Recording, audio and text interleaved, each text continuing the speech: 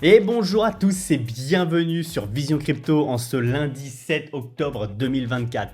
Alors ce début de semaine commence avec une map très verte, de très belles valeurs. On a eu une poussée du prix qui fait que nous sommes dans le vert avec Tao plus 15,5%. Tao a un très fort momentum actuellement. Donc ça c'est vraiment top et je suis content parce que je vois beaucoup de mes abonnés qui sont sur Tao en tant que première crypto-monnaie dans leur wallet. Donc vous prenez de belles performances et ça augmente vos wallets. Donc je suis super content pour ça et je suis bien sûr content pour moi puisque je suis exposé effectivement sur Tao aussi. Donc vraiment top, mais on va aller analyser tout ça, où est-ce qu'on est et pourquoi potentiellement on a fait ce pump et est-ce qu'on va continuer ce pump ou est-ce qu'on va se retourner. Ça va être extrêmement important. Donc du coup au niveau des volumes par contre justement c'est ça qui me fait peur d'ailleurs parce que on pump comme ça notamment sur des valeurs comme Tao avec 15%. Pourtant on a des volumes qui sont hyper faibles, même sur BTC on a pumpé et on va aller voir ça, mais on voit justement qu'il y a très peu de volume. Donc du coup bien entendu après les institutions ne sont pas là, elles vont débarquer aujourd'hui. Aussi à savoir que c'est férié en Chine, donc la Chine n'est pas là, elle réouvrira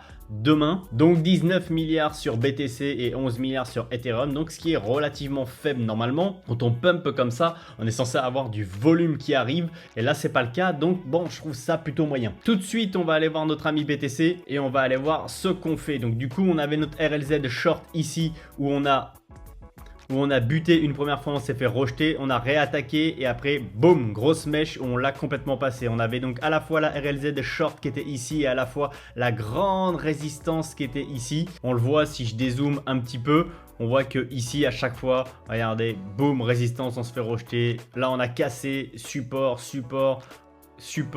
on a break, résistance, on se fait rejeter encore une fois, résistance et donc voilà, à chaque fois c'est pareil jusqu'ici. Et là du coup est-ce qu'on va faire un pullback dessus et repousser ou est-ce qu'on va se faire rejeter encore une fois? Aussi on voit le POC qui est ici, c'est cette zone rouge ici et vous savez qu'il fait souvent office de résistance et de support également. Et là bien entendu si on regarde, on s'est arrêté où?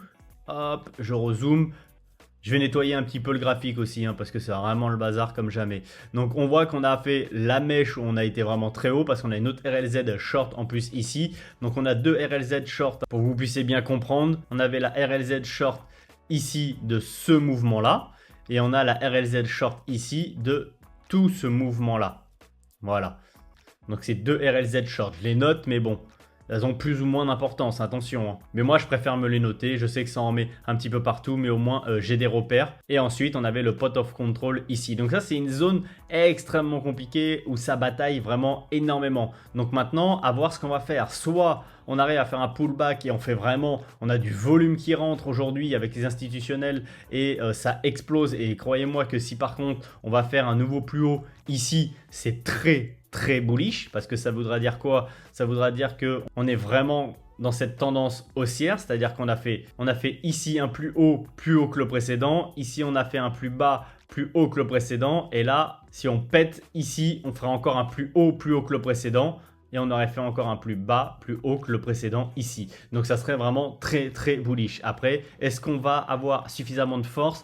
Eh bien, j'ai pas trop confiance. Donc du coup, premièrement, vous savez très bien que j'étais en trade ici. C'est un trade que j'ai laissé tourner. Et je vous avais dit potentiellement, je l'arrêterai aux alentours des 63 000. Bon, eh bien, je l'ai arrêté aux alentours des 63 500. Je l'ai arrêté donc ce matin aux 63 500. Donc mon trade, lui, est terminé. J'ai pris un peu de profit. Je suis content. C'est pas autant que j'aurais souhaité.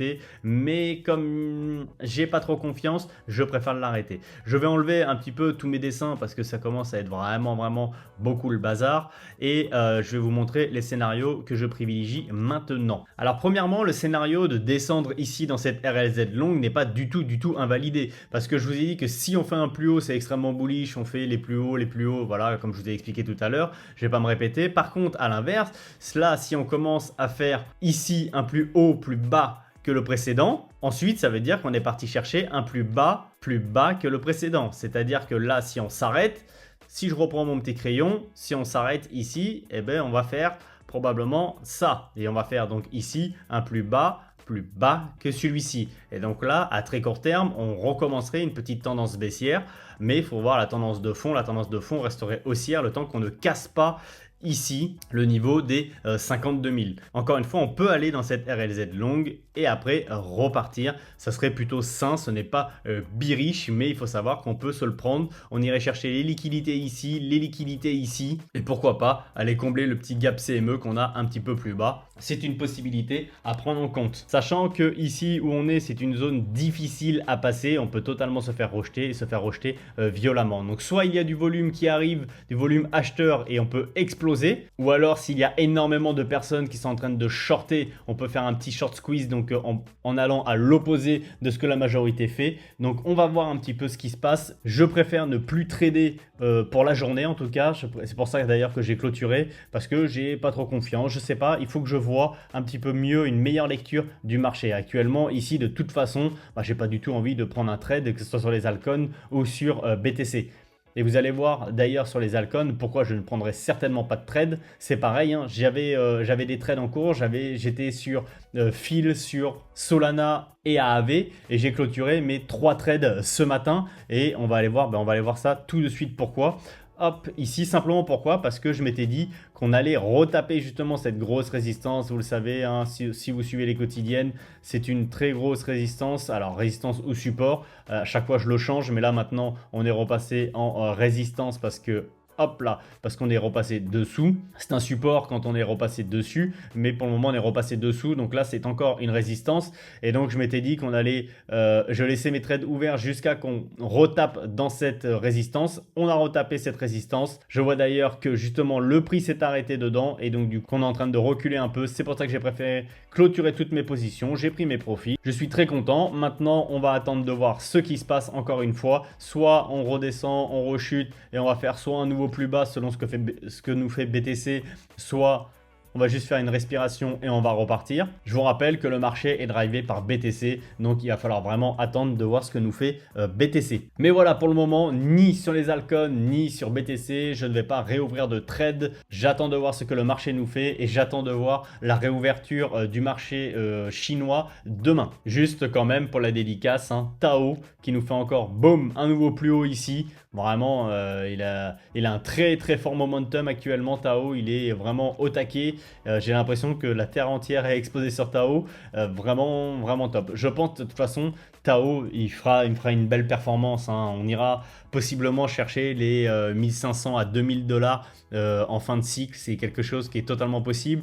Vu la hype qu'il y a dessus, ça se trouve, on pourrait même aller chercher potentiellement les 2500 ou 3000 dollars si tout le monde pète un plomb sur Tao. Bien sûr, ça c'est hyper spéculatif ce que je dis, hein, ne le prenez pas forcément en compte, mais voilà. Ça serait top qu'on aille chercher un nouveau plus haut ici, un nouvel ATH. Ça serait aussi hyper bullish. Mais voilà, Tao, grosse dédicace à lui. Il a énormément de force actuellement. Au niveau des liquidations, c'est relativement faible. Donc bien sûr, ce sont les shorts qui se sont fait avoir avec la petite poussée qu'on a eue. Donc 93 millions contre 24 millions pour les longues. Donc 122 millions, c'est pas non plus énorme. Au niveau de l'open interest, donc on voit qu'il y a des ordres qui se sont réouverts ici. Il y a eu justement tous ces ordres qui se sont fermés pendant qu'ici on a explosé à la hausse. Ça c'est tous les shorts qui se sont fait liquider, hein. Et là on voit qu'il y a d'autres ordres qui s'ouvrent encore. Est-ce que ce sont des shorts ou est-ce que ce sont des longues? Vu les fundings, je dirais que ce sont peut-être des longues. Après, les fundings ne sont pas très élevés encore, hein. Vraiment, ils sont faibles. Les fundings, de façon générale, restent très faibles pour le moment sur BTC. Quand on voit pendant la hausse 2023 comment les fundings étaient vraiment très haut sur BTC, là on est à l'inverse très faible. On est 10 fois moins que pendant la hausse de 2023. Ce qui prouve aussi qu'il y a encore beaucoup de shorters et que c'est pour ça que les fundings aussi n'explosent pas à la hausse. Au niveau de la macro, ce qu'on va attendre cette semaine, donc c'est jeudi surtout l'IPC Core. Sinon, il n'y a pas grand chose. Il va y avoir, donc c'est pas sur la macro, mais ça va être mercredi. Donc on va savoir enfin qui c'est Satoshi Nakamoto. donc bien sûr, c'est totalement ironique. Je sais pas vraiment si ils vont vraiment nous dire un nom ou ici ils vont nous sortir des certitudes. Je pense qu'au final, ça va être énormément de suppositions et que surtout là, ils font énormément de marketing, mais je pense pas qu'ils aient vraiment la réponse à qui est Satoshi Nakamoto. Et honnêtement, enfin ça c'est mon avis personnel, je préfère qu'on ne sache pas qui c'est. Mettez-moi vous en commentaire si vous aimeriez savoir qui est Satoshi Nakamoto. Allez, on continue, des bonnes nouvelles. Donc les Émirats suppriment la TVA sur le management de fonds d'investissement et sur les actifs digitaux qui incluent les cryptos. Hyper bullish. Donc il y a quelques mois, ils avaient déjà approuvé le paiement des salaires en crypto. Les eaux semblent vouloir devenir un épicentre du secteur. Et oui, bah, ils ont tout compris. Hein. De toute façon, eux, ils avancent très fortement. Ils sont dans l'innovation pendant que la France, nous, on recule énormément. Ils ont compris probablement ce que la France n'a pas compris. Donc encore une fois, une nouvelle très très bullish venant des Émirats. Ensuite, ça aussi, je trouve que c'est bullish parce que même au prix auquel on est, on voit qu'il y a énormément d'achats au niveau de BTC et donc du coup ça veut dire que les whales ou les institutions pensent que BTC va aller bien plus haut. Donc ça nous rassure un petit peu dans le sens où on se dit que s'ils achètent maintenant, c'est que le prix va forcément exploser à la hausse. Donc Metaplanet vient d'acheter 108,78 BTC supplémentaires pour 1 milliard de yens. Ses avoirs totaux s'élèvent désormais à 639,5 BTC, ce qui commence à être pas mal du tout. Donc voilà, à chaque fois que je vois des achats comme ça, je trouve ça extrêmement bullish parce que je me dis que BTC va exploser. C'est pas possible autrement quand je vois tous les achats des whales et des institutions qu'il y a sur BTC. L'offre et la demande actuellement, il y a plus de demandes que d'offres et ça va être pire quand BTC va commencer à exploser très fortement, ce qui devrait faire grimper le prix très très vite. Et on continue encore une fois. Donc ça c'est Michael Saylor de MicroStrategy. Nous achetons tout le temps, nous achetons les bottoms, les moyens, les hauts. J'achèterai le top pour toujours parce que je m'attends à ce que Bitcoin continue à s'apprécier en tant que capital numérique. Donc on sait bien que Michael Saylor, c'est un de nos commerciaux préférés avec BlackRock, Elon Musk, Trump maintenant. C'est des fervents défenseurs maintenant des crypto-monnaies. Mais Michael Saylor quand même, il est ouf lui. Il ne fait qu'acheter, acheter, acheter. Il a tellement de conviction sur le fait que BTC ira vraiment à 150 000, puis 200 000, puis 300 000. Je crois qu'il a fait aussi une annonce comme quoi en 2024, fin 2024, donc ça arrive très très très vite, BTC serait à plus de 300 000 $. Bon, après, véritablement, j'y crois pas tellement, mais lui, il est bullish à fond. Il est bullish à fond et le prix a intérêt de grimper parce qu'il est tellement exposé à BTC que pour sa société, ça a intérêt de vraiment grimper. Mais justement, quand on a autant d'institutions et autant de capitaux qui sont exposés à BTC, croyez-moi qu'ils vont faire en sorte que BTC, il grimpe, il explose à la hausse et qu'il y a peu de chances qu'il dégringole. Hein. Donc maintenant, BTC, il est voué à augmenter. J'ai vraiment pas de doute dessus. En tout cas, si vous possédez des BTC, gardez-les précieusement parce que à part continuer à exploser à la hausse, je pense que c'est tout ce qu'il va faire. Donc voilà, il n'y a pas d'autres nouvelles très intéressantes. Je voulais vous montrer ces nouvelles-là parce qu'elles sont très bullish, je trouve. Je pense que le meilleur est devant nous et que le pire est derrière nous. Alors même si on descend à 54 000 ou 55 000, ne vous inquiétez pas. L'essentiel, c'est ne pas breaker les 52 000, l'ancien plus bas. Je vous rappelle qu'on fait un énorme bull flag et le moment où ça va péter à la hausse, ça sera incroyable. J'espère en tout cas que vos bags sont prêts et que vous avez bien votre stratégie de sortie. Si ce n'est pas le cas, de toute façon, abonnez-vous à cette chaîne. Moi, je vous donnerai quand je sortirai de mes positions. On checkera tous les indicateurs ensemble pendant toute la hausse et on prendra nos profits ensemble. Aussi à 17 h, n'hésitez pas, il va y avoir une nouvelle vidéo. Donc justement, c'est pour ça qu'il faut s'abonner pour ne manquer aucune des nouvelles vidéos. Il va y avoir une vidéo sur les 3 cryptos qui ont le potentiel de faire un x20. Oui, je sais, c'est énorme. Non, c'est pas du putaclic. Je pense véritablement que les 3 cryptos qui sont dans cette vidéo peuvent faire potentiellement un x20. Bien entendu, toute proportion gardée. De toute façon, je vous ai mis un disclaimer dans la vidéo, mais ça dépendra de la hype, ça dépendra du bull run, ça dépendra de toujours énormément de choses. Mais ça, bien sûr, on est toujours dépendant de beaucoup de choses pour avoir de belles performances. Mais il faut bien avoir une stratégie et il faut bien avoir des targets. Et bien, ces 3 cryptos-là, j'ai la conviction qu'ils peuvent faire un x20. Donc, la vidéo sort à 17 h. N'hésitez pas à vous abonner pour ne pas la louper. Je vous laisse là-dessus. Passez une excellente journée en ce début de semaine. Je vous dis à 17 h et surtout, restez curieux. Ciao!